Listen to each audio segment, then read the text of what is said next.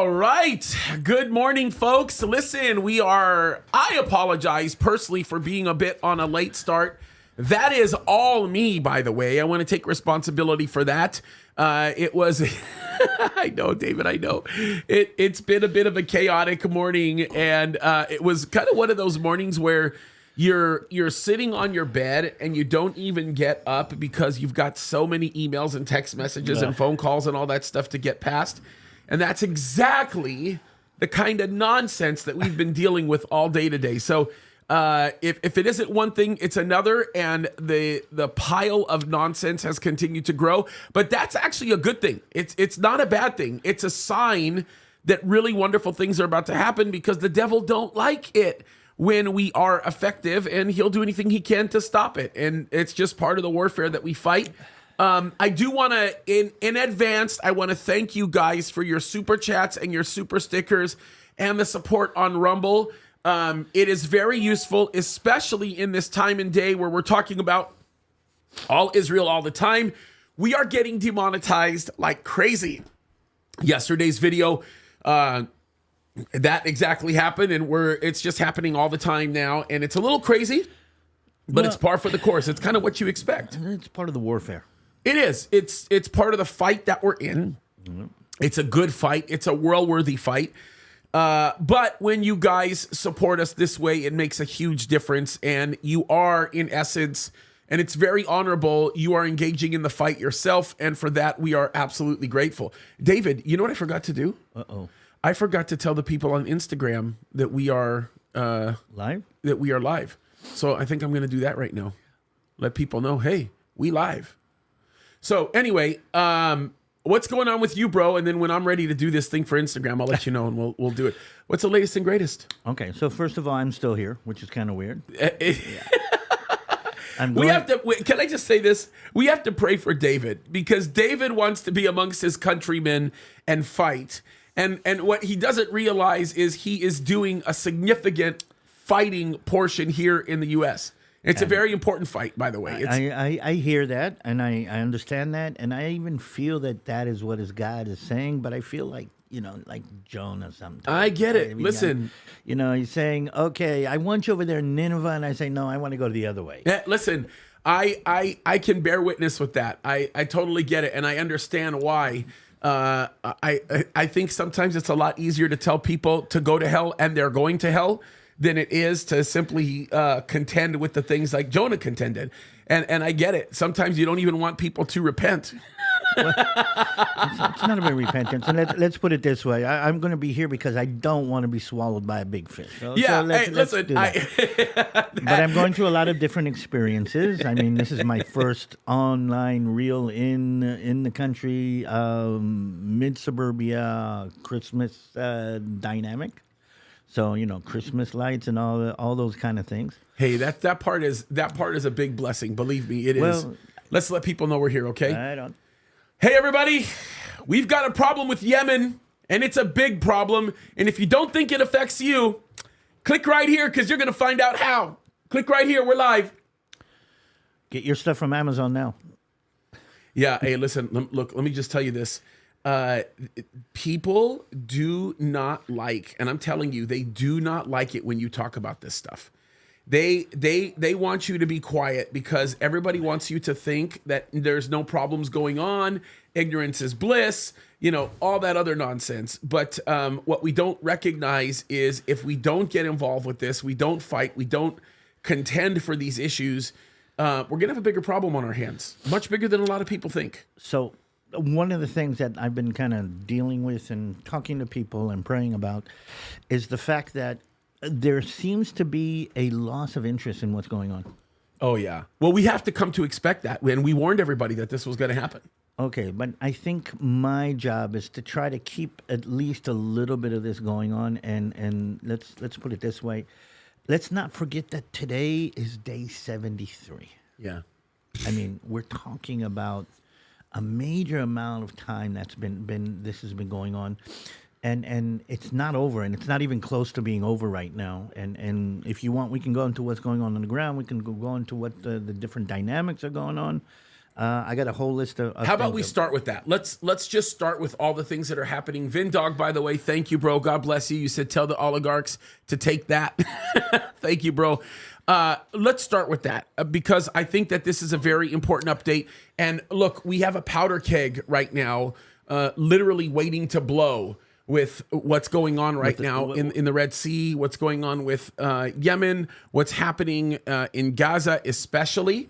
Because now by the way, I don't know if I told you this, but I'm beginning to watch these shows where they are now propagandizing the death of those 3 hostages against Israel. Oh no! Everybody's. I'm going to call that emotional terror, and I mean terror is supposed to put fear in the hearts of your enemy, and they are doing that and playing the most worst. But let's do it. How do you say? Shwaya. Yeah, shwaya. Okay, little by little. Let's do it. Okay, let's do that. Let's go. That's not a bad idea. Let's start off with the thing. 6 soldiers were killed yesterday. And Where? I think Where, in Gaza. In Gaza, in the fighting in Gaza. In the south? No, in all of Gaza together. Oh, okay. Okay, and we're losing a couple of soldiers a day. And I think the number is more or less 500. The battle is fierce. It's not an easy battle. It's up close and personal. And again, because of the way the battle is being fought, Israel doesn't have its strategic, technological assets that they can actually use. When you're inside a house and he's got an AK and you got an AR, and that's, the battle, it's who's trained more, who is willing more. And the battle is very fierce and very up close and personal. So that's something that I need people to understand. Israel has created little, we call them combat zones or combat bases inside what you would call in the past in Vietnam, fire bases. Mm-hmm. Okay, in the middle of Gaza right now, and I mean, I was watching some movies yesterday, and you see how they're cooking there, and they're repairing the tanks there, and everything's going on there. And what I'm saying is this is a massive war that is still going on, and again, I'm feeling like it's kind of seeping away from people's understanding. This is a massive war, and let's go back to my story. Every time I think about that, I feel bad how wonderful Christmas is here in the States. I mean, I should be there in one of those fire bases in Gaza. That's my. I get the feeling. That's my this, and again, this is a cognitive dissonances. I think you would call them in this way. Sure. And please, if you're listening to me, pray for me. I need your support right now to kind of push through this feeling of okay, let's drop everything and go back. But I don't think I'm going to do that. But at least not for a while. But again, this is part of the world is keeping on continuing like nothing is happening, and it is happening up close and personal. By the way, I'm going to say this with a lot of sympathy, not only for the Israelis, but also for the Palestinians. And they're in the middle of a combat zone that they actually created, they allowed happen, and then we kind of talked a little bit about that yesterday. But basically, I mean, it's not over for them either. Sorry, so we need to pray about that. On the other hand, the price is terrible, and I just talked to my family a couple of hours ago who went up to the north for a funeral of one of the soldiers that is a believer, a Christian. And again, it's fascinating how some of these things come together. His name is Uriah Bayer. And I've known the Bayer family since I was a kid because they were a unique kind of connection. It is a family of German Christians who, after World War II, decided that they needed to help the Jewish people, and they came to Israel and built a facility to house Holocaust survivors. This story is an amazing story. I heard this yesterday. You just have to listen to this. And they came, they're not Jews, okay, but they felt a need to pay back or to soothe the pain of the Jewish people. Deeply Christian. Again, I know them because I grew up in the Christian, the believing community, and the Bayer family. I mean, we went to. The grandparents moved in. The parents are my generation, basically. We were in the camps together, and we did a lot of things together. And one of their grandkids was killed in Gaza a couple of days ago. And, you just think about German Christians who moved over here and to support Israel and living here and putting their house, well, I say here, I mean in Israel, putting their home in Israel and creating this facility for Holocaust survivors, and then losing one of their grandkids, paying the ultimate price, for that. But here's a weird thing. There were about 2,000 people at the funeral. And a lot of the young people that I think we've talked about Netiva and Joel's ministry, my brother Joel's ministry for the young soldiers. He was one of Netiva's young soldiers. How old was he, David? He was 19 years old. And 19. But here's a weird thing. Not all of the people there were believers. Not all of them were Christian. And this is an amazing, I know it sounds weird to say it, but amazing ministry for Jesus. Joel did the memorial service? No, I don't think so. I don't know who. He's got his own kehillah. He's got his own pastor. But Joel was there, and Mishi and my mom were there. But what I'm trying to say is all of the newspapers in Israel, for instance, stressed the fact that he was an evangelical believer, meaning that was, how do you say, a spreading of the word through the media in Israel. And this is something that Israelis kind of buy into more than anything else is, okay, now you're part of us. Now you're one of us. Now you're with us in a very deep manner. So what I'm trying to say is the war is still going on. The war is still massively going on. And we kind of tend to kind of forget all of that's going on. But they are on the way to some kind of agreement. I don't know if you know. They're getting close to some kind of another hostage ceasefire. Yeah, okay. So by agreement, and I get it, right? The whole goal is to release these hostages, right? Me and you are not taking our dog tags off until that happens. I get that, okay? I understand. But aren't we enabling Hamas to do the nonsense that they continue to do by delaying? Yes, we are. And we're sacrificing soldiers. Yes, we are. Okay, and I know it's hard to say the but. If I'm sitting here and I'm looking down at the situation, I say no. No agreement, no hostages. By the way, there's a lot of, maneuvering, and there's a lot of evil even in this little agreement. For instance, they published a film, a clip with 3 80-year-olds, 79, 82, and 83-year-olds, saying on camera to the Israeli government, please come get us, release us. Give Hamas whatever they need so we will be released.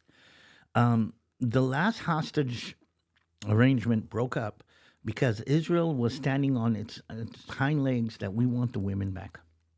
Because we know now that the women that are inside Gaza as hostages are being abused. And it's continuing. And Israel says, first thing we want back are the women. That is the first thing.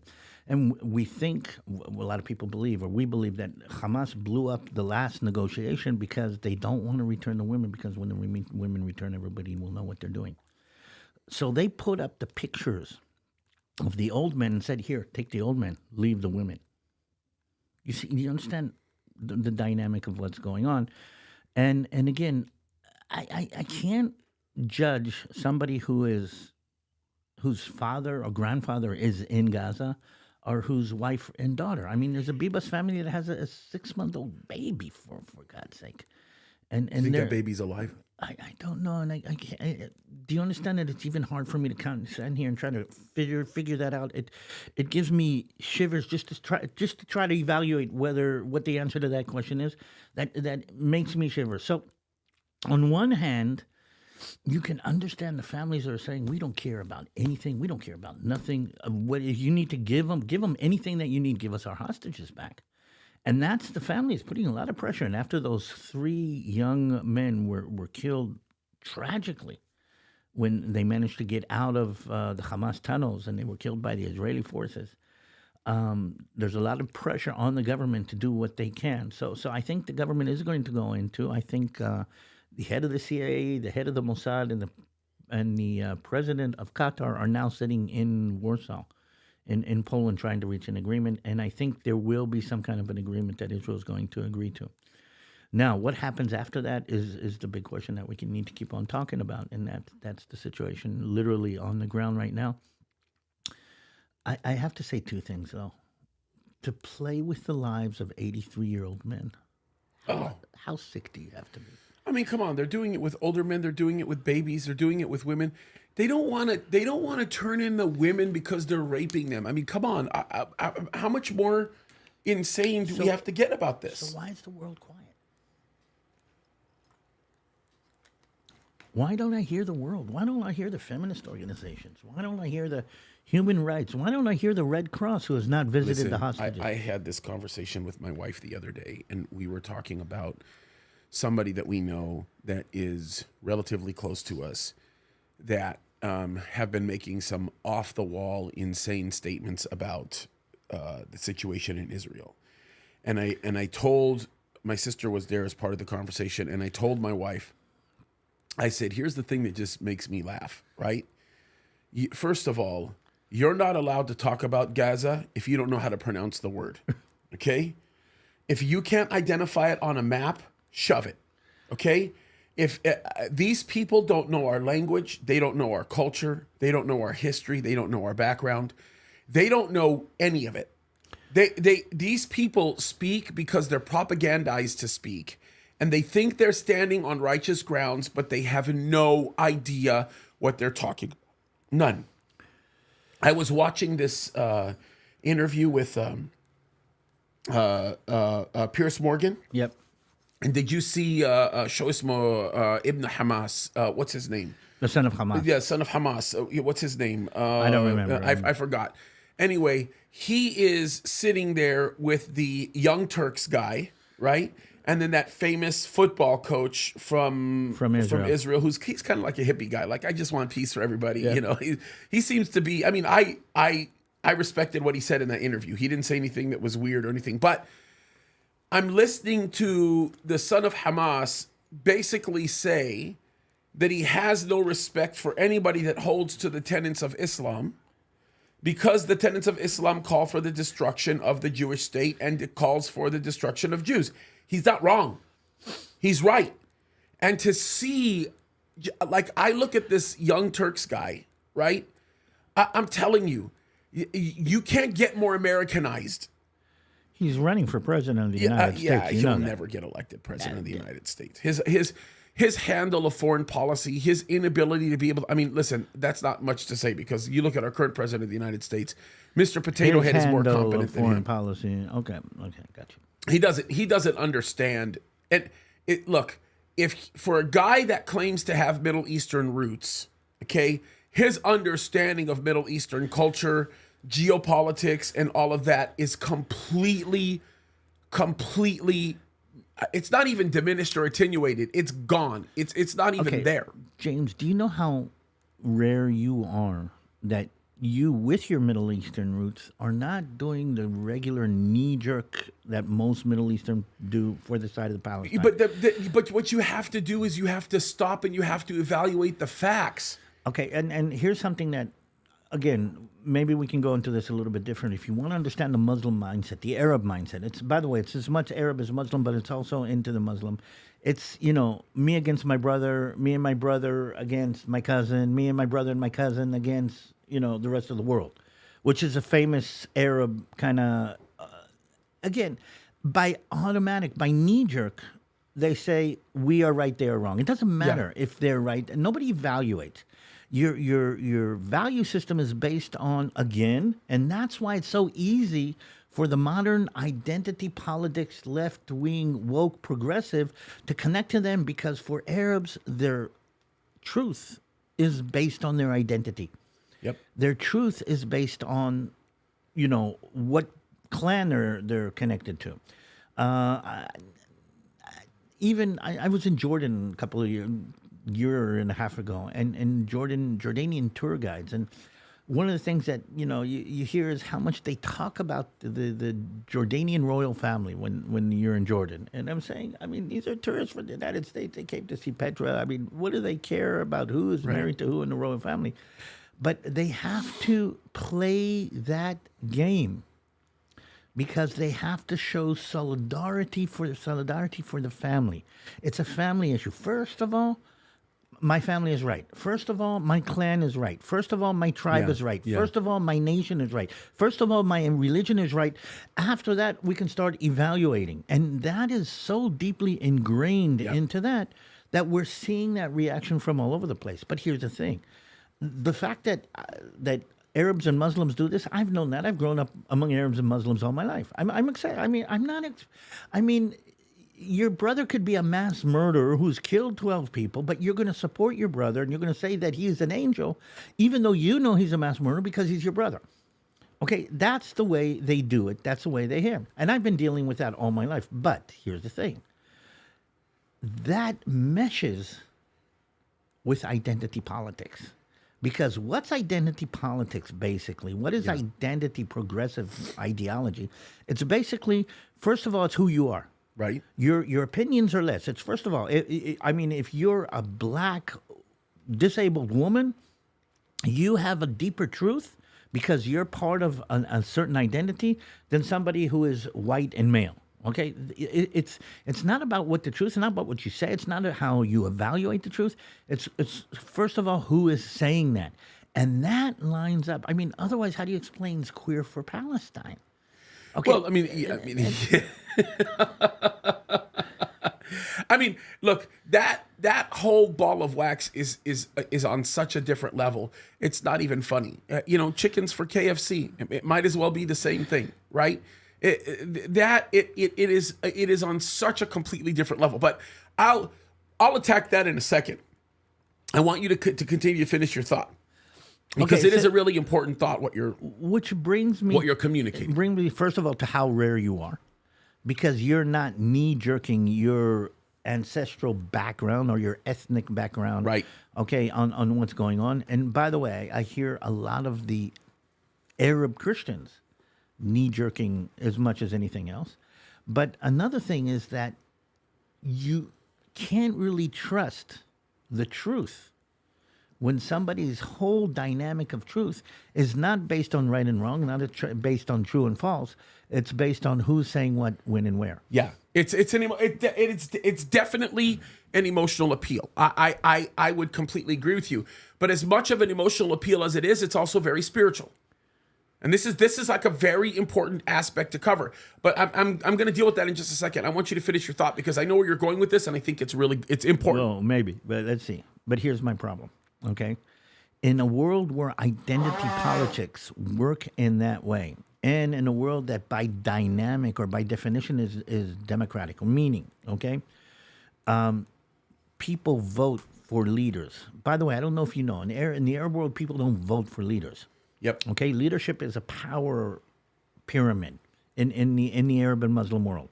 Okay, that's why whenever democratically elected Muslims come to power, we know the Algeria, we know in Libya, we know in Egypt with the whole Morsi and everything.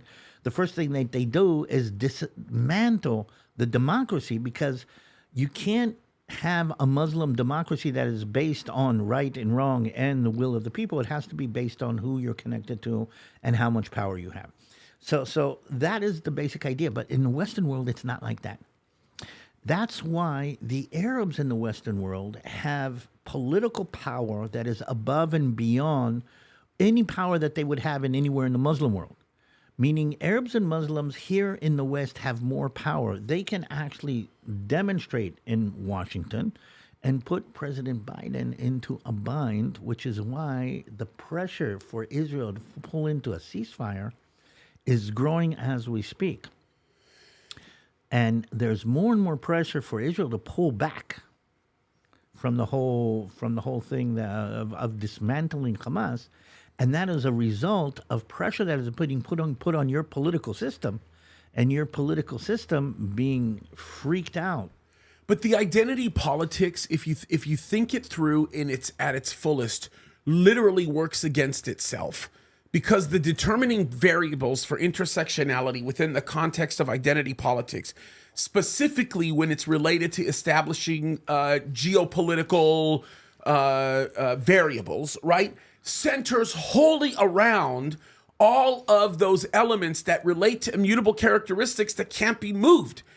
Like think about this. And I just kind of I double talked, but let me just explain what I mean when I say this, right? Like, you have to think about this, okay? The typical mindset that relates to identity politics, the core of it is founded in this whole, intersectionality kind of idea, right? Okay, I am a specially treated class if I am black. But then I'm even more especially treated if I'm gay. And then I'm more especially treated if I'm actually not just gay, but I'm bi and I'm trans. And then if I'm in a wheelchair, then that really adds to my to the way that I should be treated. And if my dog died yesterday, that's even worse. Right? Yeah. I mean, that's the whole idea, right? So the problem is if you were to look from the perspective of establishing identity politics from the characteristics that are taught at the volume of intersectionality, then the Jews win every single time. Totally. Every single time. There's not a single country they haven't been kicked out of. You have every kind of obscenity gone out.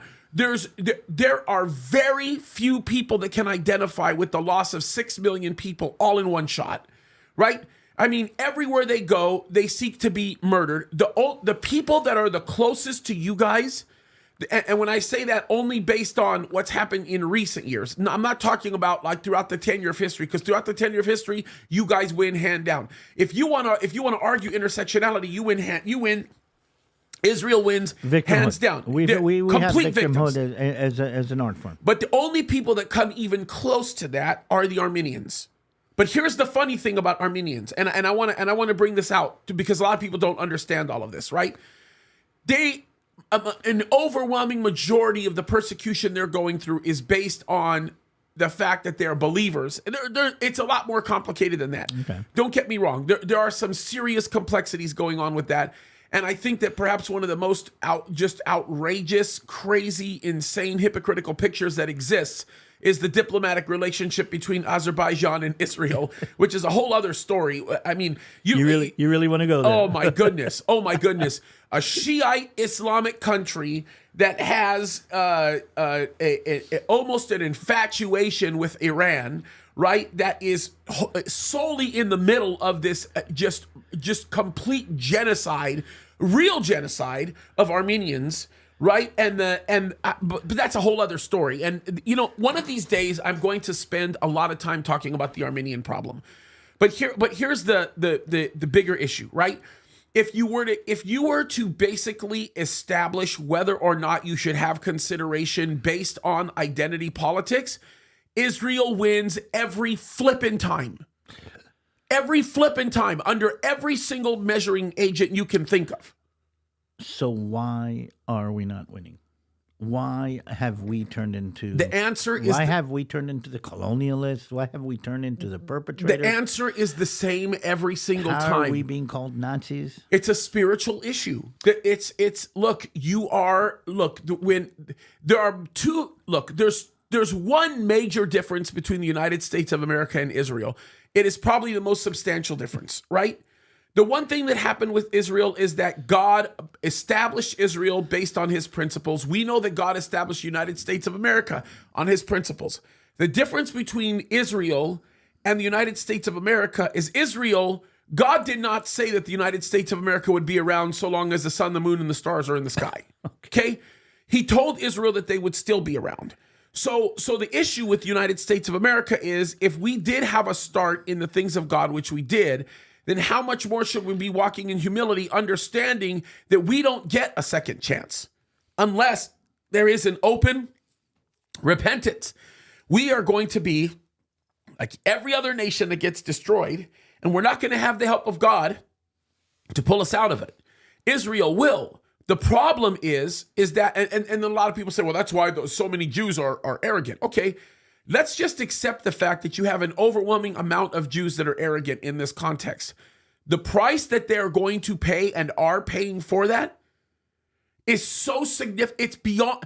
It is beyond reasonable. It is beyond. It would be like this. It would be like, God forbid, right? I had an employee that came up to me and he just outright bold-faced lied to me. Let's just pretend I had an employee that did that, right? It would be like that guy bold-faced lying to me and then me walking up to them and just cutting their head off. Is that even a viable way of handling the situation? No. I might bark a little bit. I might try to bite their head off, but the reality of it is it's disproportional. And it's the same thing. That's what's happening with Israel. With Israel, you might identify a characteristic you don't like, but the reality of it is they're going to extremes. And let's talk about colonialism for just a second.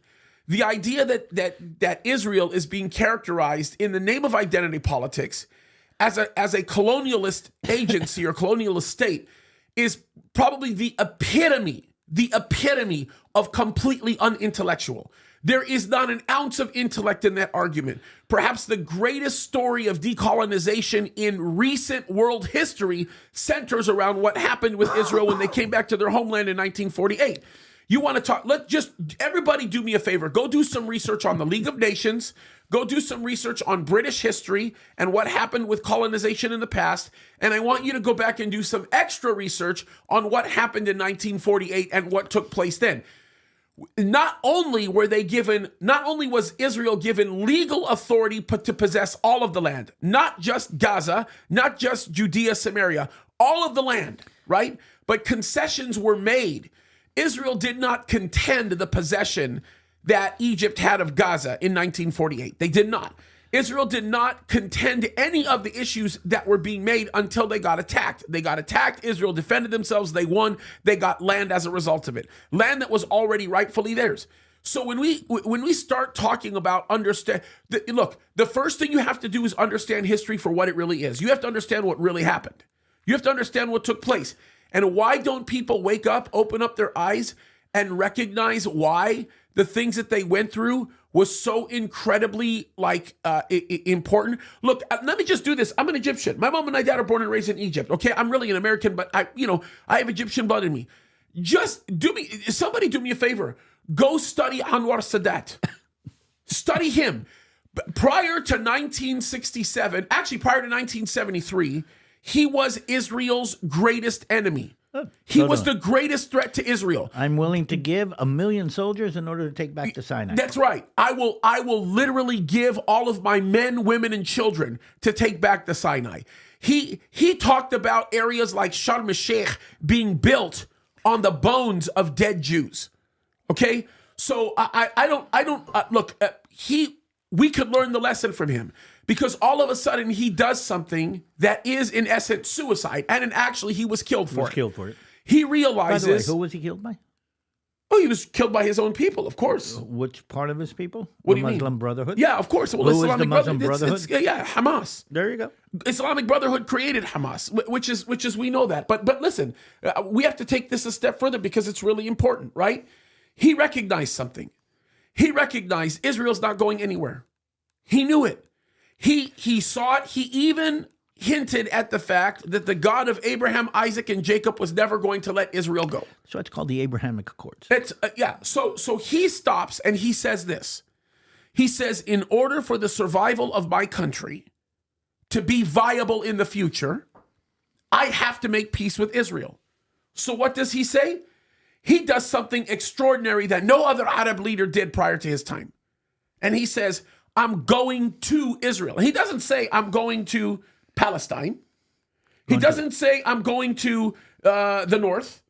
He doesn't say I'm going to go to Gaza or west of Gaza. He says I'm going to Israel. He did. And he meets with of all people. Menachem Begin. Yeah, with all people. I mean, really? I mean, you think about that. On the heels of having to contend with Golda and losing to Golda. Think about that for just a second. And he comes in and he completely humbles himself. He loses his life for it. But Egypt has been unaffected by Israel in all of these years. He saved Egypt, by the way. He saved every single Egyptian life. Do you understand, guys? I would not be here right now if it wasn't for Sadat. Okay, so let's see if I can kind of step out of this, and again, I'm the Jew in the room, and let me see if I can explain a little bit about what happened. Yes, sir. I'm not very emotional with things like this, so because of that, I'm very monotone, and it's I think I don't know who was speaking. I don't know who I heard this from, but the weird connection is that the Jews are always the boogeyman. Oh, yeah. Okay, so here's the thing. Okay, when the fight was against socialism and communism, the Jews were the socialists and the communists. Yeah. Okay, now the fight is against capitalism, so the Jews are the capitalists. Yeah. So we fill out the boogeyman role. We're the monster in the corner. We've always been, and you know, and one of the things I've been trying to explain to people, anti-Semitism has a lot of different kind of phases. One of them is it's always easy to blame the other guy. If you want to kind of feel good about who you are and what you think is important, the other guy becomes something that you can blame. And again, it's just like, you know, women blame men. The feminist movement is blaming men for everything that happens. Okay, it's part of the dynamic of this. And the Jews have fulfilled that role down through history all the time. I mean, it's always us who are to blame. And when the Jews became a state, then it's always the Jewish state that is to blame. And again, it doesn't matter. It's about who you are. It's not about the truth. So we are fighting with a problem with self-identification. 100%. And another thing that I think is really important about the whole progressive movement and the problem that I actually have with it is that when everything is down to your identity and I mean your morals are down to your identity, then you don't have responsibility for what you do or don't do, what you accomplish or don't accomplish, what you say or don't say. The minute you disassociate the personal responsibility for actions and words, okay, you actually have a get out of jail free card. There's no kind of connection. And that is so totally anti-biblical. On every level. The Bible says that first and foremost, you are responsible in front of God for what you do and what you say and how you act, not for what you are and who you were born to. And if you dismantle that, you dismantle the basis of all Western civilization that basically is based on the idea that one nation before God, one individual, you are individual responsible, yep. And you take that responsibility off, which is why what I'm seeing is nobody's holding Hamas responsible for what's going on. Yeah, and let me stop you on a thought, because there's a spiritual lesson to be learned here, and it's an important one. Because even Bible scholars won't talk about this a lot. But because what happens is they separate politics from the Bible, which is a huge mistake to make. It's perhaps one of the greatest mistakes you can make, is when you separate what we do as pastors from the political arena, then you have a major problem, okay? But let's talk about this whole identity issue, right? We talked about this whole, the meritorious actions of an individual, whether or not that becomes a determining variable for their actions. And so we talk about this for a second, right? Because this is really, really important. You are 1,000,000% correct. We are judged for the things that we do, right? People think this all the time. People think that when someone goes to hell, they go to hell because they rejected Jesus. Actually, no. They go to hell because they sinned against God, right? In essence, their rejection of Jesus was them throwing away their only opportunity they have to actually experience salvation. Get out of hell free card. Yeah, it's their only opportunity that they had. So in essence, that's added to the list of stupid things. But here's the issue, and it has to go back to this. We are held individually accountable for everything that we do. It has nothing to do with our identity. But here's what the Bible tells us. The Bible tells us that our identity does have something to do with everything else. Our identity has everything to do with the way we're held accountable. Right? So think about it like this. If I sin, then I'm going to be held accountable for that sin. I'm going to be judged by God, right? But if I recognize that my identity is based in the fact that I'm a sinner, and I'm not a sinner because I sin, I'm actually sinning because I'm a sinner, right? Then you begin to realize something really unique. When you received Christ in your life, you are now a saint because of what Christ has done. You're in Christ, and now your identity becomes the variable that holds you accountable to live righteously. I am a child of God, thus my behavior must be held at this standard. It was the same standard that forced my grandmother to teach my dad and my uncles and my aunts to listen to Israeli radio, not Egyptian radio, not because she's pro-Israeli and standing for Israel, but because she's pro-truth. So I want to make an interesting correlation, and let's see if we can kind of tie into that in a really way. We live in a society where if you are a victim, you are not held responsible for your actions. 100%. Okay? So if you grew up in a bad neighborhood to a racial minority with a no father in the house, then if you go and kill somebody, you're less accountable than somebody who grew up in an affluent neighborhood. We kind of tend to give, added credit to people according to their victim status.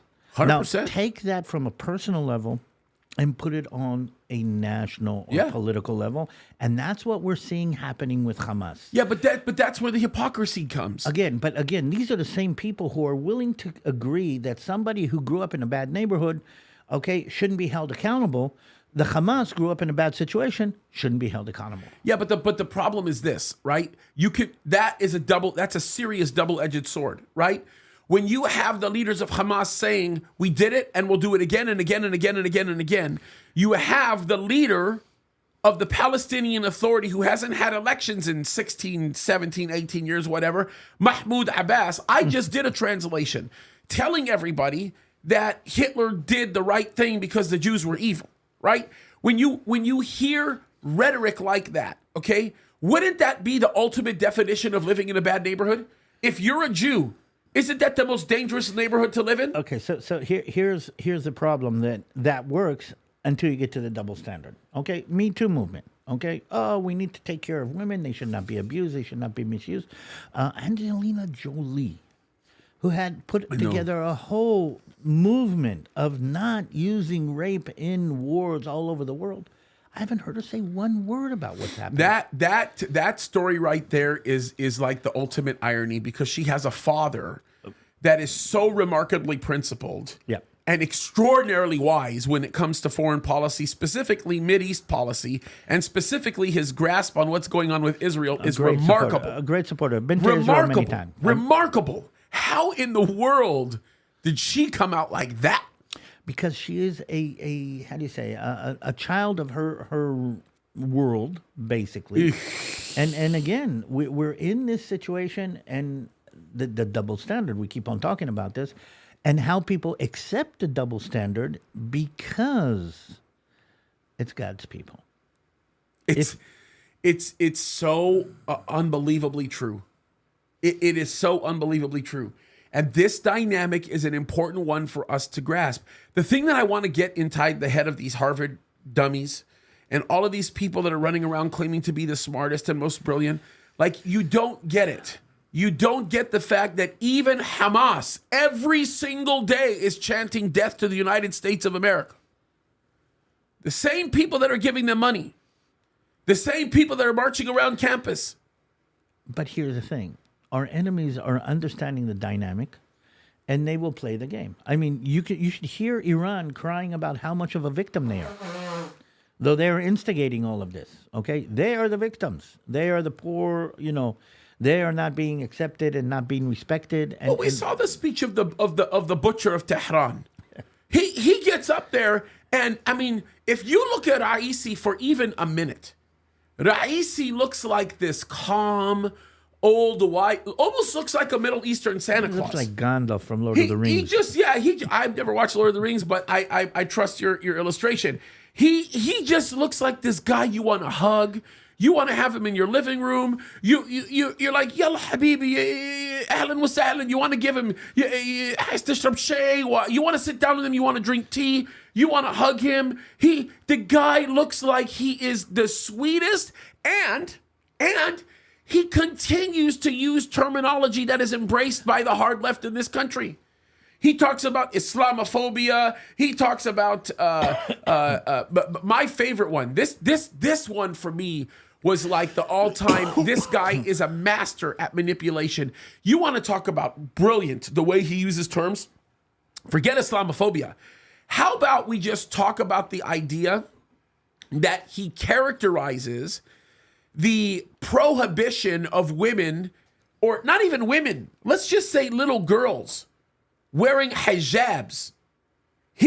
When a little girl is prohibited from wearing a hijab in any Western state, right? And what they're doing is they're making reference to one of the rules in Israel that recently was made and some of the rules in the United States, right? He is calling this persecution. The characterization that he makes concerning all of these types of things is absolutely insane, but he uses the words of the left. Exactly. And the left buys into it because they have, how do you say, a ethical, moral, philosophical correlation. And that's basically what's going on. Another thing that maybe we should talk about Iran is the fact that they're not willing to put themselves into the battle and they're using others. We know the nature of what is going on with the Iranian government. Look, I want to make myself very, very clear. You know who else they're throwing under they're throwing under the ship right now? The Houthi? Yeah, well, we talked. Oh, yeah. Well, this is going to be another conversation. Actually, should be the conversation of our show today because we're going to get into them. But I do want to say this about Iran. Some of the smartest Bible. Okay, let me back up. Some of the smartest people that I've ever heard talk about things related to the Bible are Persians. Interesting. If you go back and you sit down with some Iranian people, you will find there are many people, Iranian people, that are amazing contributors to our society. Remarkable. Forget the Bible for just a second. Not that we would ever do that. The Bible never leaves any equation that we bring into the table. Just listen to the Crown Prince of Iran speak. Yeah. If you listen to him speak alone, the kind of wisdom that man has, it's funny. Even if we go back to Islam for just a second and really think it through, if you really want to tear down Islam for a second, Islam is nothing but a bunch of people copying lots of principles that were originally founded in the Bible and then twisting them around. I know people like this, and I'm not going to name names because if I name names, then I'm going to get myself in trouble, right? But I know pastors.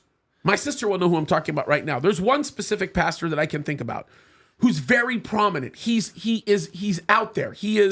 People know his name. He's a very loved guy for a lot of reasons, right? I have in the past, and I'm not even gonna, and nobody in this room is ever gonna guess who it is. You won't guess who it is. I promise you, there's nobody in this chat that will guess who this is, right? Okay. But I have done work with this guy in the past. And in doing work with this guy, one of the things is strikingly amazing that you realize is he has no original thought. None. What this guy does, and he is an older guy, but what this guy does is he takes the true and real critical thinking of another person, he latches onto something that he thinks he understands, and then he builds a world around it until what he just built around that original thought runs out of gas because he doesn't know how to think it through and take it to the next level. And then like a leech, he goes to the next place and does that, right? We've seen those all over the place. They're all over the place. They're all over the place. And this guy has spent his whole life doing this, and he's relatively old. I mean, he's an older guy.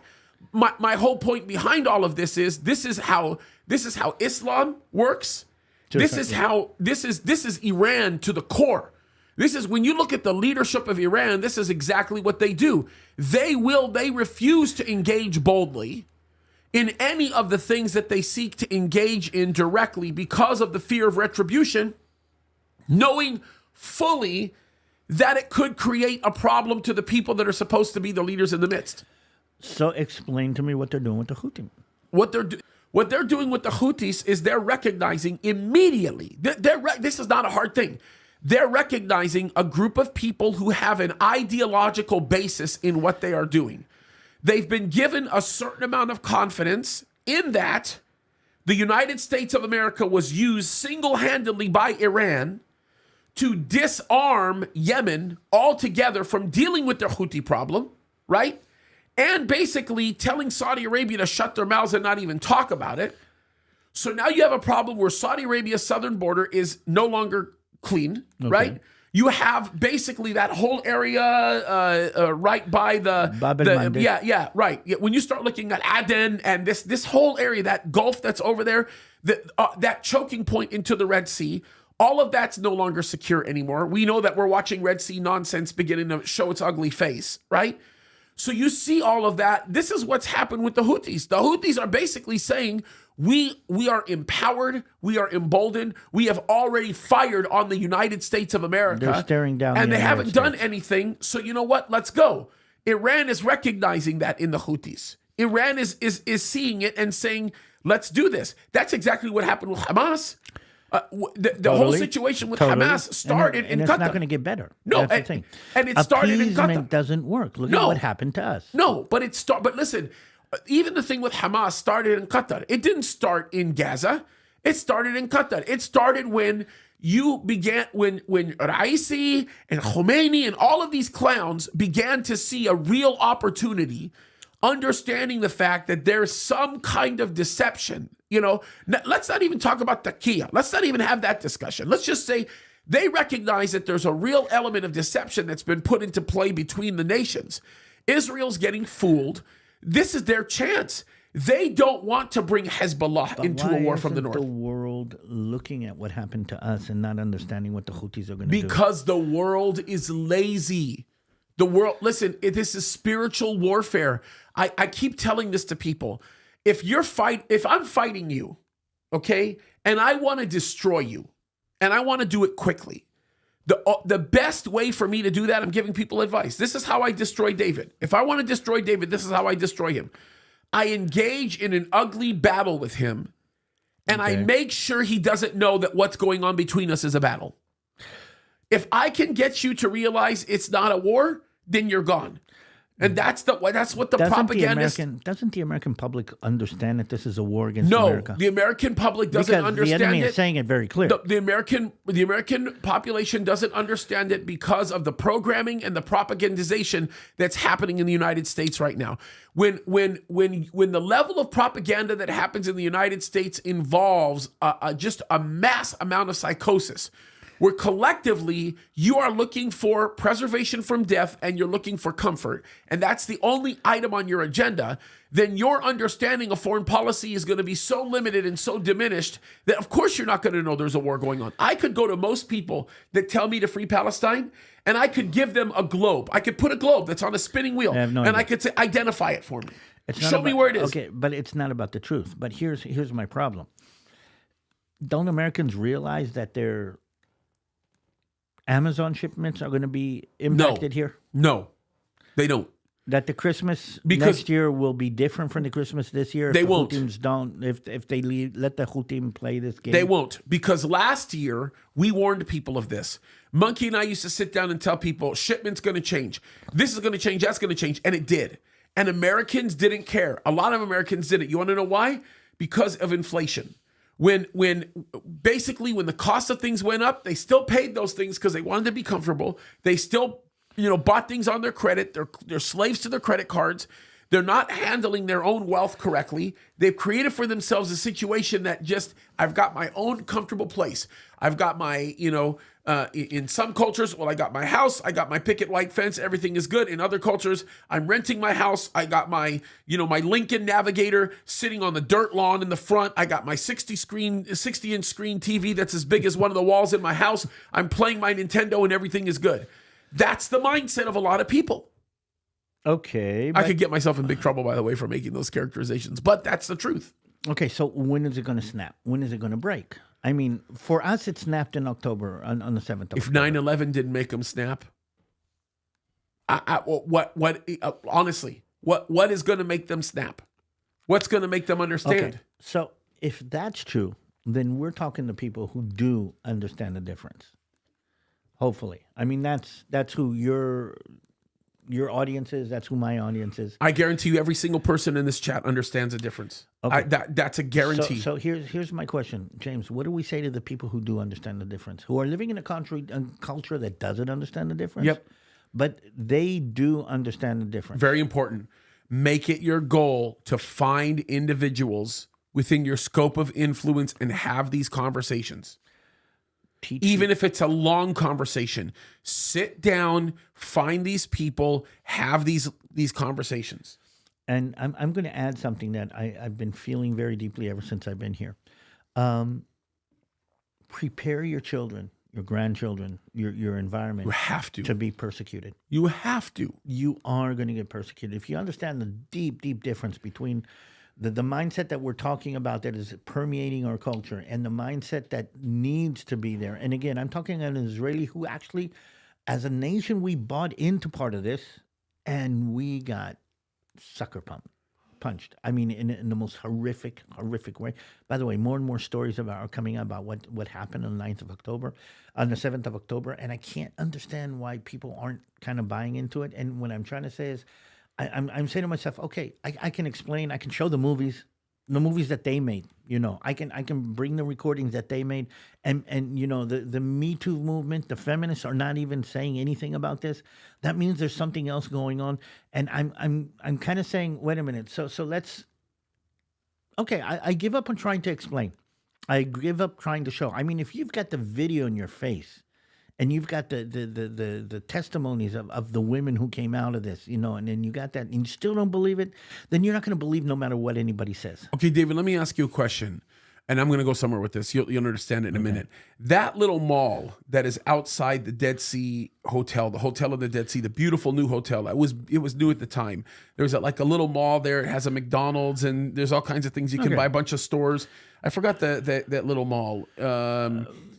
Name of one of the Dead Sea malls. It was at the time it was brand new when it was made. It was the big one. It was outside the big on the beach. Not the okay. When was that mall built?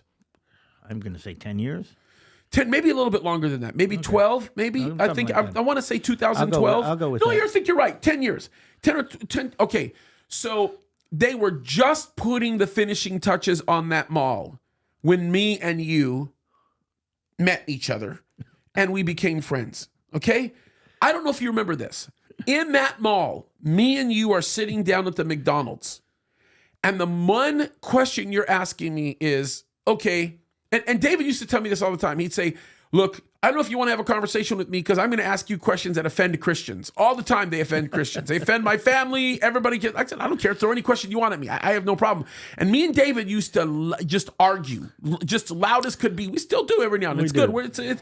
It's Middle Eastern conflict going on here, right? But here's the thing that was really interesting about what David shared with me. And I just thought in my mind, finally somebody freaking gets this. Like somebody gets this. He told me this. He said this. He said, what do we do to deal with the propaganda war, with the media war? And then here's the other thing. We had that conversation. Then the next time we had the conversation, I think it was the last time we were in Israel, which was the first year I married my wife. So that would have been 7 years ago. Okay. Almost 8 years ago. We're in Israel together. And you said this. You made this very clear. You said, James, our kids are going into these tunnels in the north and they're dying in these tunnels protecting Arabs. Yep. And yet they're being called these devastating monsters that are going in these tunnels to kill innocent people. And you looked at me and you said, the war that we're fighting right now is a much bigger war than the battle that involves bullets. Yep. I don't know if you remember telling me this. Yep. And I still hold to that. And I'm watching it play out. Boy, oh boy, are you prophetic. Well, you know what they said about who prophecy was given. According to Jewish tradition, prophecy was given to the idiots. But okay, I'm not going to go there.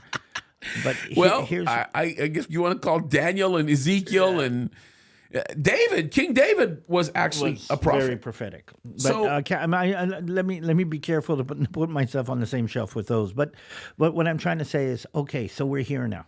What we were worried about happening is happening. How do we fight this? And not how do we fight? I mean, I could explain what's going on. By the way, did you hear about the cyber attack? Which cyber attack? Because there's been like 5 of them in the last week. There was a cyber attack against a hospital in Israel.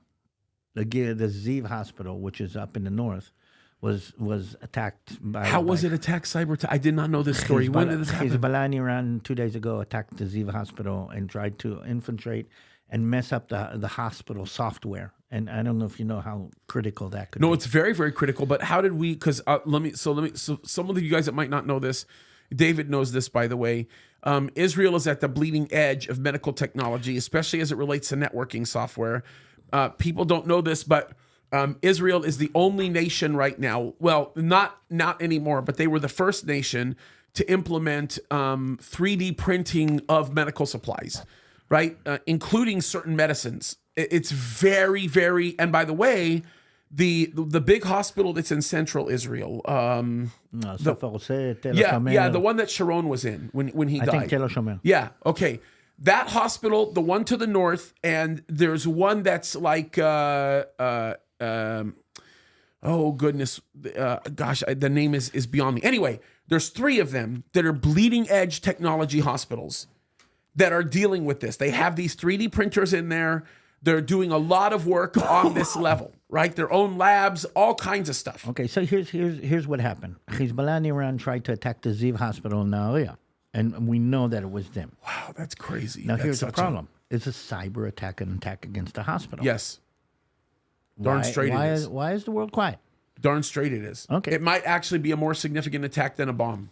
There you go. So if they're allowed to attack hospitals, I mean, why isn't the world saying anything about this? But I don't know if you know, but 70% of all the gas stations in Iran lost their computer software the other day. Yeah, good. Good for Israel. That's all I have to say.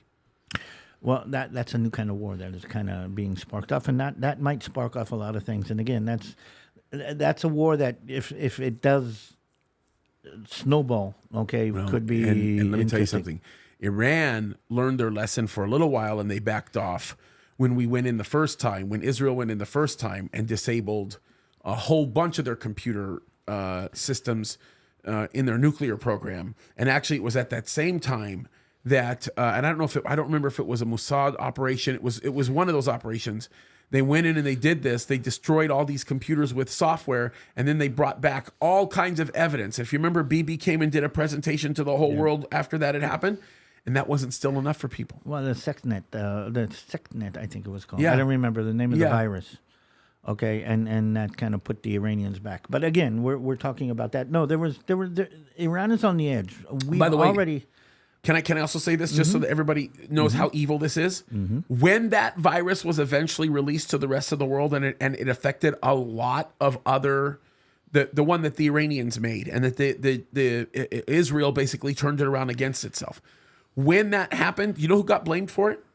Who did? Israel did. For the virus that went into Iran? No, for the virus that actually propagated to the rest of the world that was created by Iran. Okay. If you remember that one that they came in and they took around, they turned around. When you still look at the semantic database to this day, it still says the origination was Israel. Again, we're there. You know the tour guide joke about how they knew that the original virus that put back the Iranian nuclear program 3 years was an Israeli virus. I don't know. I got to be careful. I'm not sure I'm allowed to do this. Should I be careful? I don't know. Tell me. Well, they looked at the virus in the microscope and saw it was circumcised.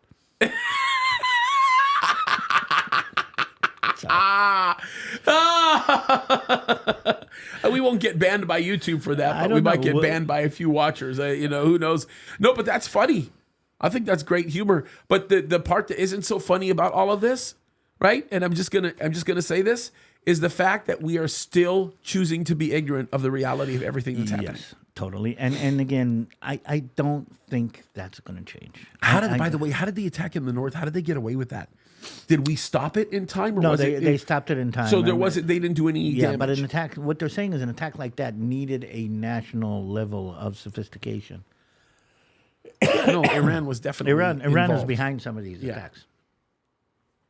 So, guys, keep an eye on what's going on with the Houthis. I mean, it's right now on the burners, and we're going to have to see what is going to happen. I don't see any of the Muslim nations getting in on this, and that's kind of a worrisome kind of aspect. I think the Muslim nations are not going to get involved with it because of the nature of what's happening right now in Yemen. So the problem is you have a twofold issue, right? You have an issue where Secretary Austin is the one that's getting involved, and we're going to have a bigger conversation on the Red Sea, guys, on Thursday. at the show that I do on Thursday. And if you don't know anything about that region, you're going to want to watch my show on Thursday, because I'm going to spend a lot of time talking about the Dead Sea problem, okay? Or the Red Sea problem, the Dead Sea problem. But when the Secretary of Defense gets involved, right, in warning other nations to walk away unilaterally or bilaterally from the position that's being held by terrorists in Yemen, after the President of the United States 3 years prior basically said the Houthis are not terrorists and we don't classify them as such anymore, which has in effect tied down the hands of Saudi Arabia, is such a crazy thing, because the Muslim nations there's two things they don't want to do, right? The first thing that they don't want to do is they don't want to get involved with the United States of America, because when they got involved with the United States of America under the leadership of Trump, they were backed up until Trump left office. Yeah. Now they're dealing with a person who's generally anti-Semitic, yes, but he's unprincipled. So in his unprincipled approach, they don't know that their interests are going to be defended. Nobody trusts America anymore. Yeah, not only does nobody trust America anymore, but America has effectively demonstrated its incapacity to be able to understand Mideast foreign policy. They don't get it. They don't understand it. They don't even understand the difference between the Shiites and the Sunnis. If you don't know those differences and you have no idea how to be able to make any connections between what's going on within the Islamic republics, then you are going to have a much more difficult time holding face the way that you're asked to hold face. It's not going to happen. So that's the first thing that keeps them reluctant from getting involved. Here's the second thing, and this is the bigger one, right? Let me just make it really clear. They don't want to take off Saudi Arabia. Saudi Arabia is mad. Saudi Arabia has been burned by the United States of America. Saudi Arabia is being backrubbed right now by Russia. They're being backrubbed right now by China. Okay. Right? We haven't talked about the Chinese. Yeah, the Chinese aspect is an interesting one. I think they're going to become inconsequential eventually, because I think they are inconsequential in Bible prophecy, but that's a whole other story. There's a lot of people who disagree with me on that, but I think I can articulate a very, very, very sound argument to the contrary. But the bigger issue here that we have to talk about is the fact that Saudi Arabia is mad. You told Saudi Arabia, buy our patriots. You told Saudi Arabia, you can have all of this stuff, but now you can't use it anymore because of how we treat the Houthis. Now, the problem is Saudi Arabia has a southern border that isn't secure. Sound familiar? America doesn't have a southern border that's secure. Wow. Saudi Arabia, when you look at the map, and I should put this map up in front of everybody, right? But when you look at that map where Djibouti is, and you look at Smara, the capital of Eritrea, and some of the problems that come all the way over to that southern tip of Yemen, where you have that little choking point that we've talked about, entering from the Gulf of Aden into the Red Sea, it's the same problem. It's the same problem across the pipe. If Saudi Arabia is ticked off at the fact that its trade operations are being substantially affected by the interference of a lot of people who don't even care, right? Imagine if I'm an Arab nation right now, and let me back up. I'm not just an Arab nation. I'm an Islamic nation. And the foundations and pillar of my faith sits in Saudi Arabia, in Mecca. I'm not going to tick off Saudi Arabia. I'm not going to mess with the royal family.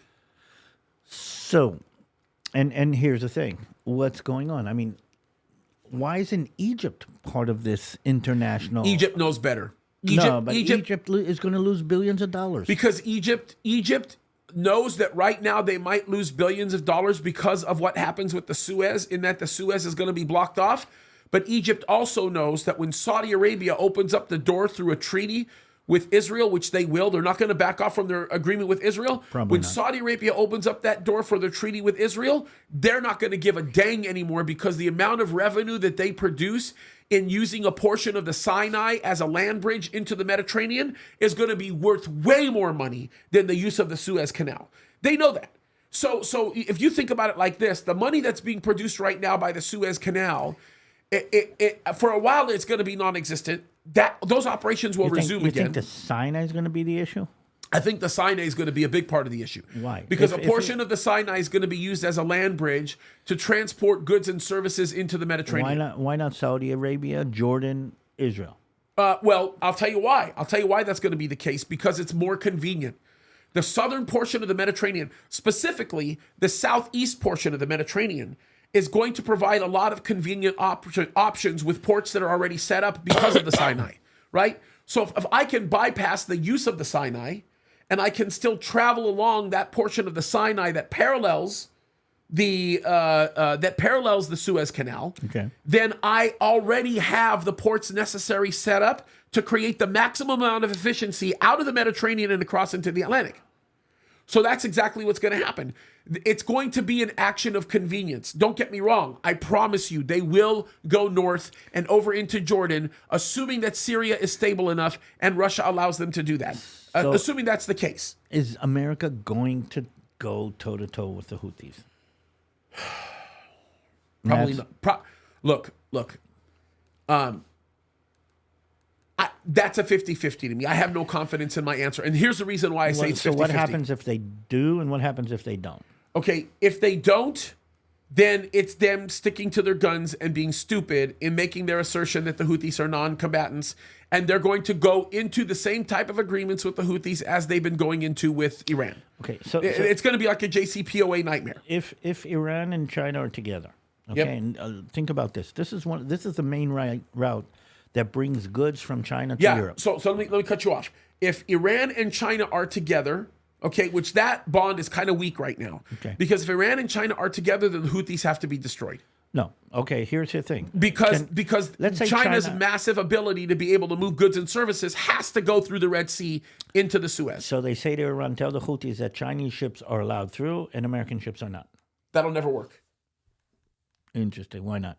Because China, of all countries, contracts a whole bunch of ships that don't belong to them. Jewish ship owners, Israeli ship owners, because again, there are Israelis that are Arabs, right? Okay. Which, by the way, some of the largest ship owners that are Israeli, right, are Arabs that are moving stuff through the Red Sea. Yeah. So you have to. That's why I say Israeli ship owners. It's not just Jews; it's Israelis. You're talking about people from all parts of Africa. There's a lot of Moroccan ships, believe it or not, that have a significant play into the use of the Red Sea. You know who has a massive position in the Red Sea? India. India's very concerned about what happens in traffic in the Red Sea. What's happening right now is going to impact India, I think, even more than China. Way more than China, because think about this. India has to contend with their quiet, silent enemy, and that's Pakistan. There's a nuclear face-off that's beginning to happen between the two of them. Oh, it's been happening for a long time. Yeah, Pakistan doesn't need the Indian Ocean to be able to transport any of its goods and services. It'll go way north. If it has to use the avenue of the Caspian Sea, it will. So is it worth American lives to put themselves in front of the Houthis? And again, the Houthis, we need to understand that the Houthis on an international level are what Hamas is for Israel. And again, it's not like they're going to destroy the United States of America, but they're going to make life very, very uncomfortable. This is a hard question to answer, bro. Here's what Iran is doing, and this is what Gaza has been doing for a while. Okay, it's been walking this level of we're going to prick you, we're going to stab you, we're going to kind of get you, but not enough that it's worth it for you to go all out against us. Yeah, and the other problem that you have with the United States of America getting involved with the Houthis is the resources. You undoubtedly have to take a portion of the resources that are tied to the two carrier groups that are in the area of the Mediterranean. We've already weakened our position in the Persian Gulf, which we have to re-strengthen the position in the Persian Gulf if we're going to confront the Houthis in Yemen. Okay. Matter of fact, you have to have a stronger position in the Persian Gulf than you have to in the Mediterranean, because in the Mediterranean there are already multilateral forces that exist that can be utilized. So there is an American task force in the Straits of Aden. I understand. There is an American task force. But it's like an ant. The American task force that exists in the Aden Strait, specifically in the Gulf leading into that passageway, is nothing. And everybody who knows that area and understands, you still have a problem with a country named Djibouti. And a lot of people don't understand the amount of, you got more pirates coming out of there than you do the Somalis. So we're going back to what I think I've been yelling from the beginning of the whole Hamas thing. If Israel does not take out the Hamas, everybody who's got an AK-47 and a connection to Iran is going to think, okay, now I can mess with the Americans. Now I can mess with the world. Welcome to hell. And there we go. So why are people calling for a ceasefire? If you understand that Hamas needs to finish this with a white flag coming out of Because the they're rubble. stupid and propagandized, and it's spiritual blindness. Why do we see this? Why do we see what happened to us and the rest of the world doesn't see what happened to us? Look at what happened to us. I think this is what this is why conversations are important like this. Okay. This is why we continue to have these discussions, because I can promise you this, bro. How many people are you seeing having open discussions like the one me and you are having? Okay. Can you do how about we do this, right? This is fun. This is not me putting anybody down. This doesn't have anything to do with anybody's intellect or capacity to understand anything. How many pastors can you sit down with and have a conversation like this openly and in a public forum where 1,000+ people are watching? Well, again, I understand the problem, and again, Because they're not willing to talk about it. Pastors aren't. Well, is a pastor supposed to be talking about what's going on in the Gulf of Eden? Heck to the yes. You have an obligation to know that area.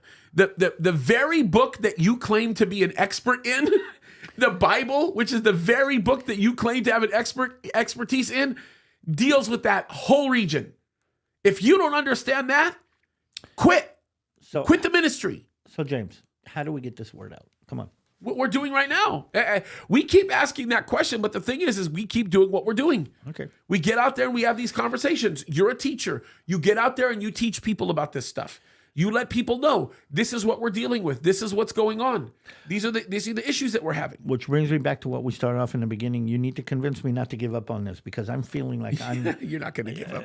I know you long enough to where I know you're not giving up, and I'm not going to let you. You're going to get slapped around before. You know what? And you know what? You know how else I know you're not going to give up? Because you have a wife that'll kick the living snot out of you if you give up. Yeah. Well, she's not going to let you do it. Yeah. Okay. I'm scared of you. Okay.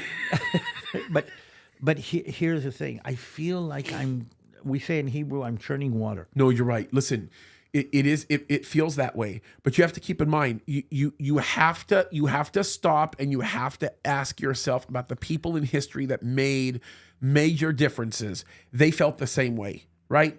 I mean, like I just think of a guy like Winston Churchill. Had he stopped in the moments that were the worst, where he felt like he was doing exactly that, churning water, and there was nothing else going on, we wouldn't have the Western world anymore. It would be over, right? So the times where we feel like we're getting our rears kicked the hardest are the times where we actually have to work the hardest and not give up. And look, people ask me this question all the time, James, why are you up 20 hours a day? Why are you working until 3 o'clock in the morning, 4 o'clock in the morning, and then getting up at 7, 8, or 9? 9 if it's like, whoa, really great. If I sleep at 4:30 in the morning or 5, and I get up at 9, I'm in heaven, right? Like that's just amazing. But again, the thing is why do you do that? Because while everybody else is sleeping, I want to be awake. While everybody else is doing what they're doing, I want to be fighting. Why? Because all of the things that we're seeing right now did not happen overnight because somebody rolled dice and got lucky. The devil has been working on this for thousands of years. And the people who have helped to affect this or put this into cause, they've been working night and day. When the left was being laughed at, when they were being rejected, we're like, what a crazy idea that is. You can't be a girl. You're a boy. When all of that was happening for 30, 40, 50, 100 years. They never gave up. They kept going. They kept going. They kept going. And look what happens all of a sudden. So, James, this isn't going to turn over. I mean, Western society is not going to go back to its Judeo-Christian values, okay? Yep. Where is it going to go? And what is our role in where it goes? Well, look, where it goes isn't really our concern, right? What our concern is are we doing what our commander-in-chief has asked us to do? And my concern is, what has God asked me to do? And we do what God asks us to do. Now, if by God's grace, he chooses to extend his hand of grace and mercy upon a nation and that nation repents, then praise God. And if that's the case, then I want to be a part of that. Okay. I want to be credited for being a person that made that difference. But the problem that we're facing right now, and it's a big problem, bro. It's a real big problem. Even when you look at the conservative movements, the movements that have become more prominent, right? Okay. Like you look at like Turning Point USA or something like that. You know, the one thing that I appreciate about Charlie Kirk, that I've come to appreciate about him, if you look at where Charlie Kirk was, 4 years ago, 5 years ago, you'd see Charlie sitting there. I don't see anything wrong with working with a homosexual. I mean, he's kind of a Christian like me. I mean, that was Charlie. You look at him now. I mean, the guy they literally wanted to hang him because he said that these guys, that this homosexual couple that went to adopt children shouldn't be allowed to do so and should probably go to jail. I mean, so if you think about how that's changed, and what's changing Charlie, I'll tell you what's changing Charlie. He's reading the Word of God more and more and more and more. And unlike a lot of people in the conservative movement, he's giving himself to the Word of God. I know that because I'm in his life. Here's the thing. We in the Western world thought that appeasement was a policy that we could live with. That's because they don't know the Word. Well, and again, it's been on a political level. And I'm seeing how America is relating to the Houthi. They're going to try to appease. They're going to try to. They've been doing that. They've been appeasing the Iranians. Okay, I've seen that on a social level. I mean, okay. I mean, so he just stole something from the discount store.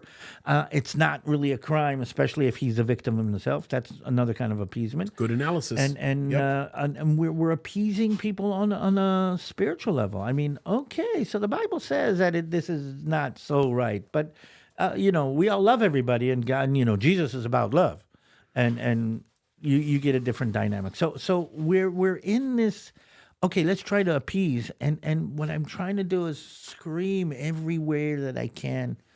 Look what appeasement did to Israel. Can I tell you a quick story about this? This is very interesting, and this is such an ode of respect to my father. My mother too was very much this way. We go to Pick and Save many years ago. Pick and Save is an old store that you'd probably be familiar with. I mean, you were born in America, so you kind of know what some of these stores are. But you were on the East Coast, so you might not know Pick and Save. Pick and Save was a really famous discount store, very popular. It was the place you went to save money on anything. And if something was $5 at Pick and Save, it'd be 50 cents. Well, I just learned about savers this week. Yeah. That's a whole new thing.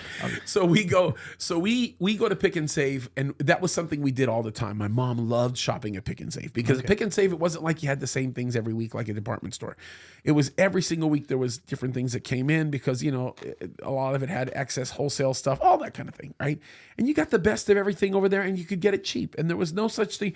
If something at Pick and Save was $100, then it was a $2,000 item. Okay, you never saw something like that expensive at Pick and Save. All right, so matter of fact, when kids wanted to make fun of you for being poor, they would accuse you of shopping in Pick and Save. All right, and when they accused me of shopping in Pick and Save, that was like a crown of pride for me. Because my dad used to tell me, all those people that make fun of you looking for a good deal, those are the people that'll be pouring on the streets one day, right? That's what my dad used to tell me. So anyway, we go to Pick and Save one day, and I don't remember if it was me or if it was my brother or if it was the both of us. I don't really remember. But they had these really cool new candy dispensers called Pez dispensers. Yeah, they were really cool. Okay, I remember them. Me and my brother, I think it was me and my brother, or maybe it was I don't remember. But either way, just for the sake of the story, let me just say, we noticed that there were some really cool ones, and we knew that Dad wouldn't buy them for us.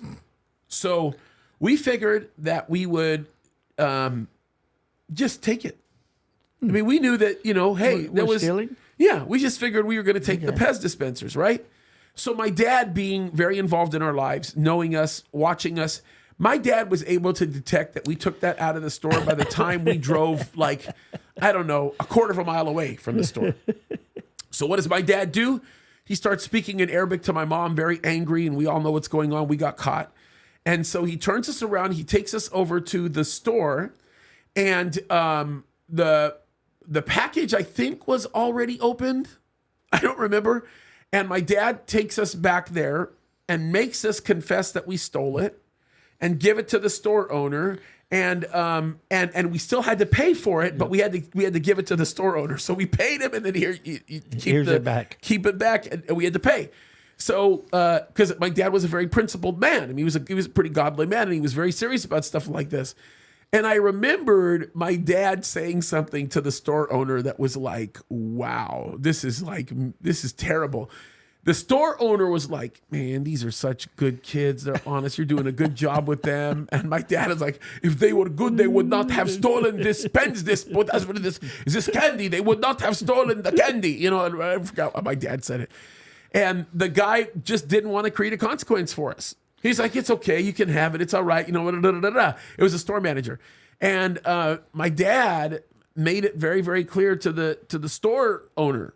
He said, if there is no consequence for my children, you're going to destroy my children. Yeah. And so the store owner was like, I can't do this. I'm not going to do this. So my dad basically made a much more significant consequence. We kind of were hoping that the police would get called, because it probably would have been an easier consequence for us than, the one that my dad created for us.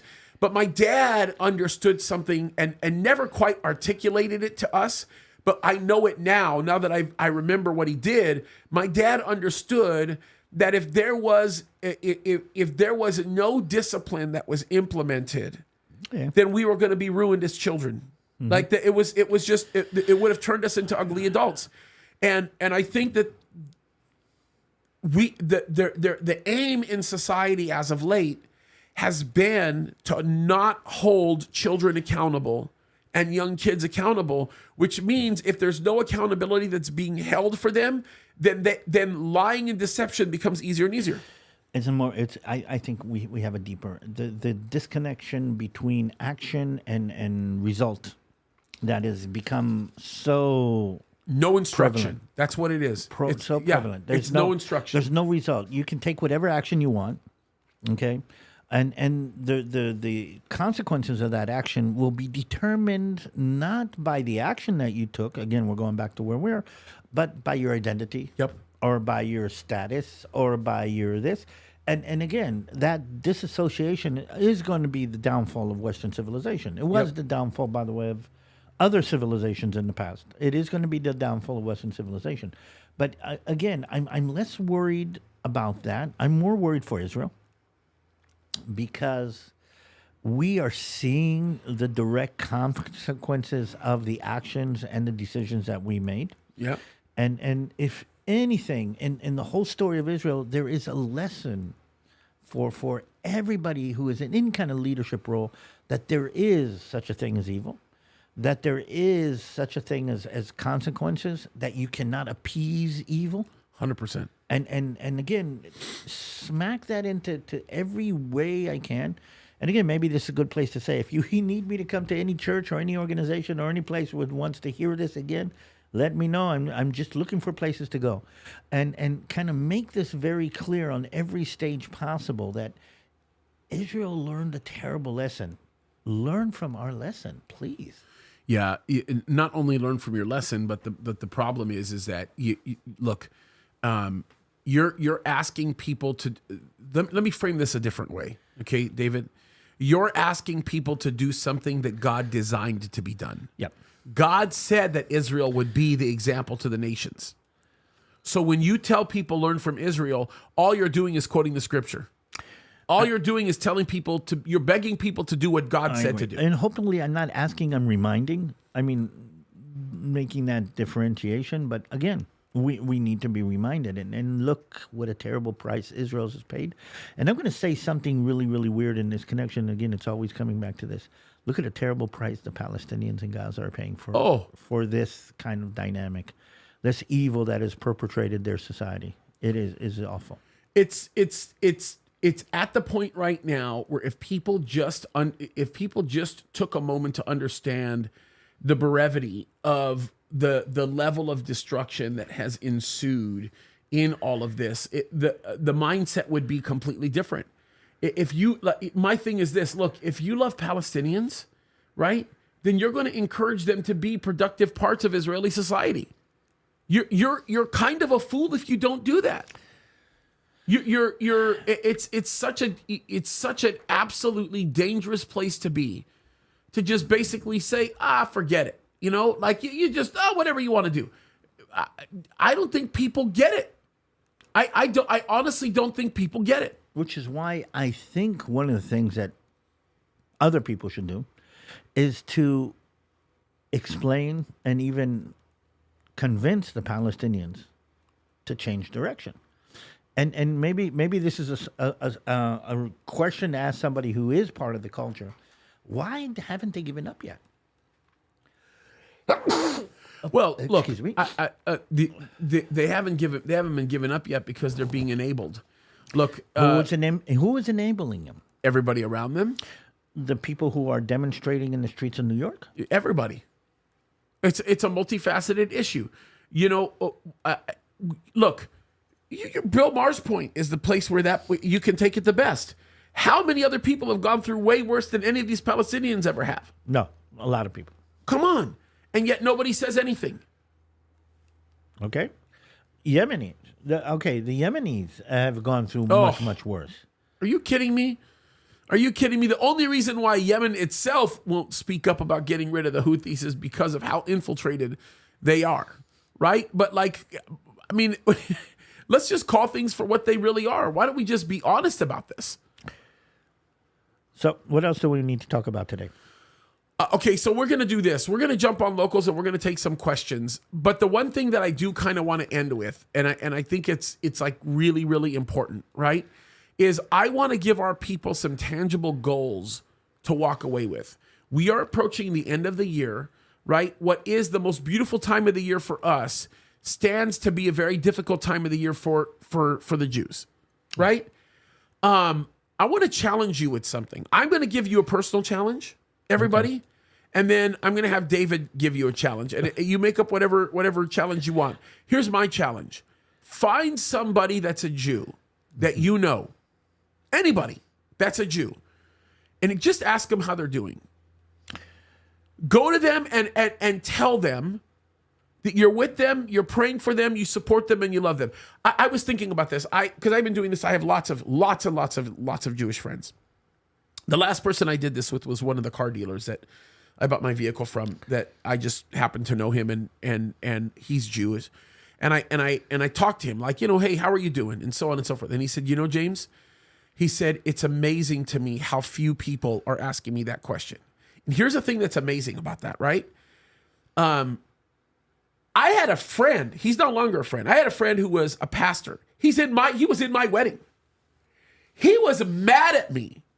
He called me, in essence, a racist. Oh. Because I did not take the time to ask him how he was doing after George Floyd. George Floyd! And I didn't ask him how he was doing after George Floyd. Was anybody going to ask any of the family members of the woman who was pregnant who got carjacked by George Floyd how she was doing? Was anybody going to find out what race that woman was and then go to every Mexican or whoever it was that was the race of that woman, how they were doing? Do you understand how absolutely stupid that is? Agreed. Okay? But when you have a group of people who lost overnight 1,500, 1,700 of their kinsmen overnight, and then 40 hours later, in some cases 24 hours later, all over the world, groups of people are calling for their genocide. You know what else? You think that's a reason to go to people and say, hey, I'm praying for you? Another thing that Jews lost. That's my challenge, by the way. And maybe this is a how do you say, a New Year's challenge? Jews lost the sense of security that the Western world, the Christian Western world, would understand and support us. Okay? Generation after generation said, this is not going to happen. In the States, this would never happen. Okay? Those things that we heard about down through our history would never happen in the States. And it happened. Not only that, we feel like the world has turned its back on us. The world is kind of upside down on us. Now, we're productive. We're your doctors. We're your car salesmen. I mean, we are a positive aspect in society. But when it comes to something like this, all of a sudden we turn into the boogeyman again. And we're looking at that and we're saying, wait a minute. Okay. And what Jews have lost, and if you hear anything about the anti-Semitism that's going through, we've lost a sense of security. Darn straight. Which brings me to something else. Okay. As opposed to somebody who is, let's say, an American living in France, and he knows that he can always go back to America if he doesn't like French cuisine as much as he needs, or an American living. I mean, you've got a connection. The Jews have Israel. One of the dynamics, one of the main roles of Israel is to be a place where Jews could come back to when they needed to. This is our place. And Jews did not have Israel until 1948. We have an insurance policy, is the way we say it. Okay, but that insurance policy has been attacked. Yeah, you bet it has.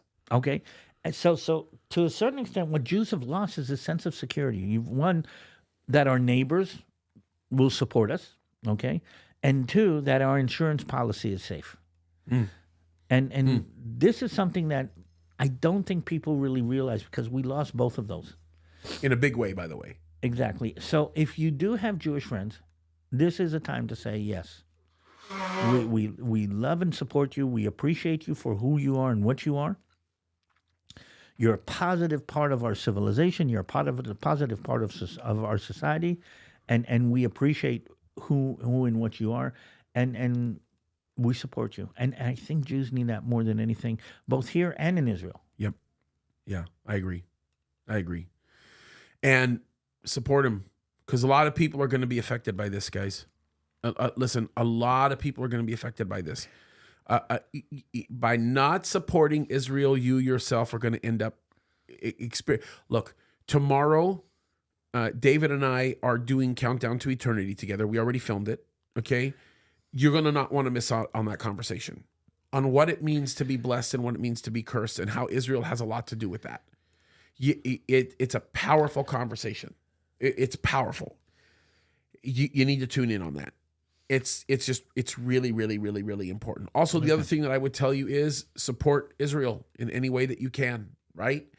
And one of the best ways to do that, support David.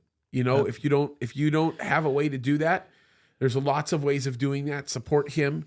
I will tell you this right now. Those of you guys that are here and that you're listening to this, you can go to Gihon Springs. And you can give there. We are going to start a locals channel for David. Let's do that. And I think that that's really important. I appreciate your support on locals. When you support me on locals, you enable me to continue to fight as well for all of this stuff. I don't know if people notice this. They wouldn't, actually. No one would really know this.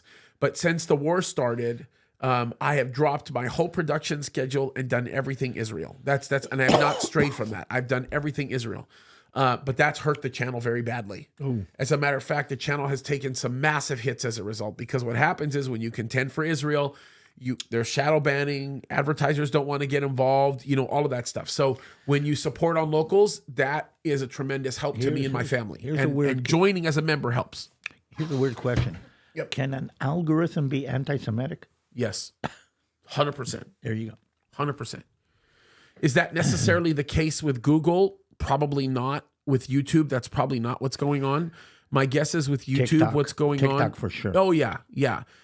Because it's Chinese controlled. With YouTube, it's all money driven. So the idea here is YouTube's going to look at it from the perspective of how many people will pay for advertisement on a video of a pro-Semitic guy than a video that is anti-Semitic.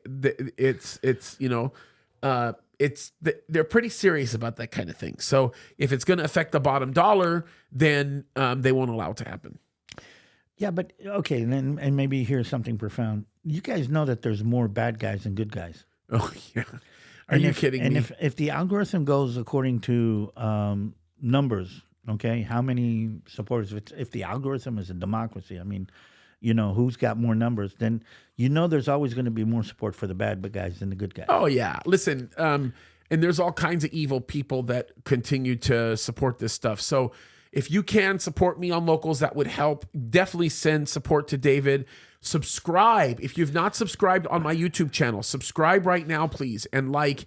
And then also in the notes, the comments of this video, you have the link to go to David's Balagan Connection channel and support him there too. If you have not subscribed to him, I want to see us break 11,000 today. I think it would be, we're close. Yeah, we're close. I want us to break 11,000 today. Man, it would be awesome if we could get there. And I think you guys could do that with this, just with this show. I think you could do that. Let's do it. And I'd love to see you guys do those things. So support, like, subscribe, all of those things. Very, very important. And people, Dean is yelling at you. He's like, get your locals channel up, David. If you don't know who Dean is, he is the founder of an organization called Supporting Veterans. He does a lot of great work for vets. And Dean is smart, man. He's a very smart guy, and he has a heart for Israeli vets. By the way, yes, and I have a heart for veterans, and here's the thing. I don't know if you understand that all of Israel is a country of veterans. Yeah, that's right. It's one of the only countries I think that everybody's a veteran. That's right. And if you haven't listened to David's, if you haven't, yeah, Dale, I know that. When I say break 11,000, meaning I want it to go to 12,000 subs. I know he's at 11,600. Yeah, I'm aware of that.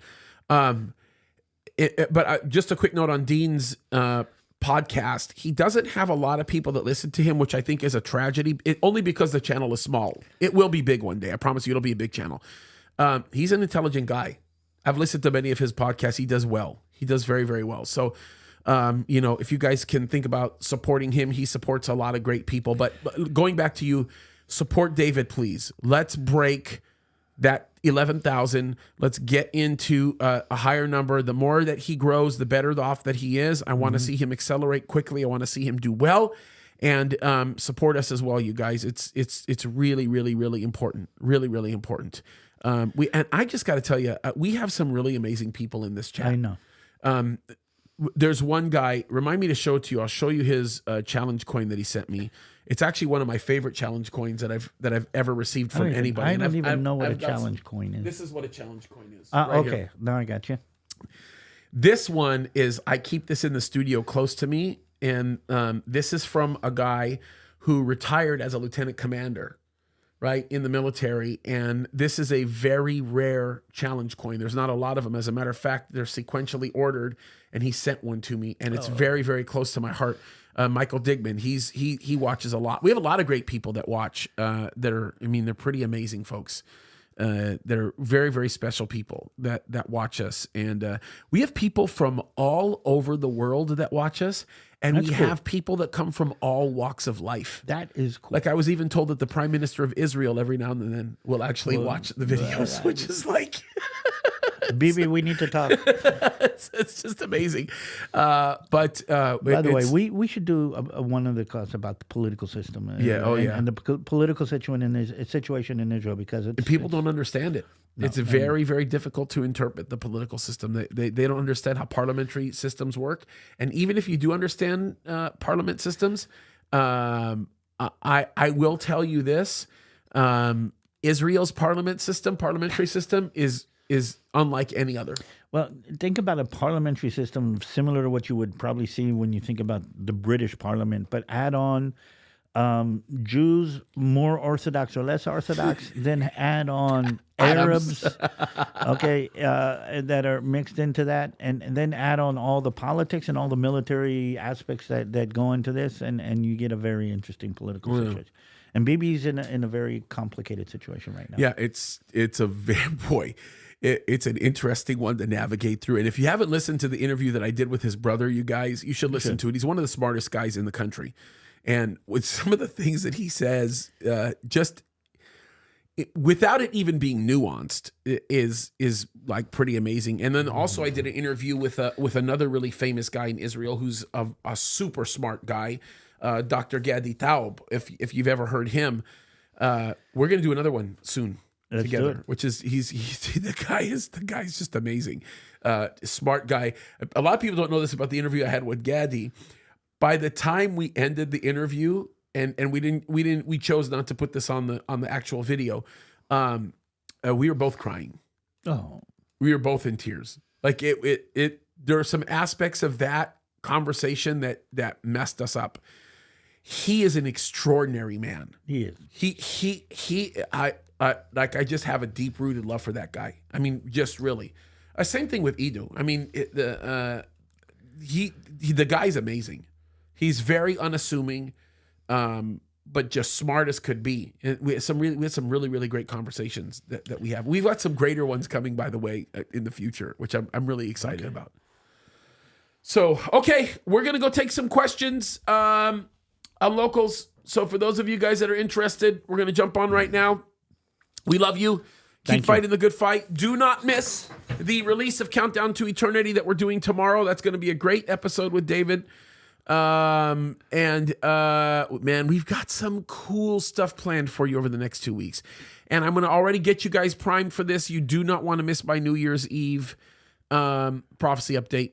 That's going to be a blast, and I am very, very much looking forward to that. I think it's going to be incredible. So, and that one, I don't know whether or not we're going to do this for sure, but I'm almost certain that the only place that's going to play on is a Calvary Chapel Signal Hill live stream. And then what we'll end up doing is into the James Kaddis YouTube, we'll take portions of that live stream and put it on here so that you guys have it. I think you guys will be blessed, or we may just put the whole thing on here later. But I think for the live show, you'll have to tune in over there. We'll see what happens. All right. So with that, we love you guys. Keep fighting the good fight. And I know we've asked you to do a bunch of things, support here, click here, do that. But one other thing, Calvary Chapel Signal Hill Live. That is where I teach the live church services. I don't do it on this channel anymore. Just wanted you guys to know that. All right. So we love you. God bless you guys. Keep fighting the good fight. We will be on Locals answering questions in about 5 to 10 minutes at the most, maybe a little sooner, not a little bit later. All right. Love you guys. God bless you. Let's pray. Father in heaven, we thank you for this time. Go before us, fill us with your spirit, guide and direct the rest of the day. We thank you for all that you've done for us. In Jesus' name we pray. Amen. All right. God bless you guys. And then be on the lookout. In about 2 hours, maybe an hour and a half, we're going to release a new short on David TaL's YouTube page. We're looking forward to that. All right. Love you guys. God bless you. Bye, you guys.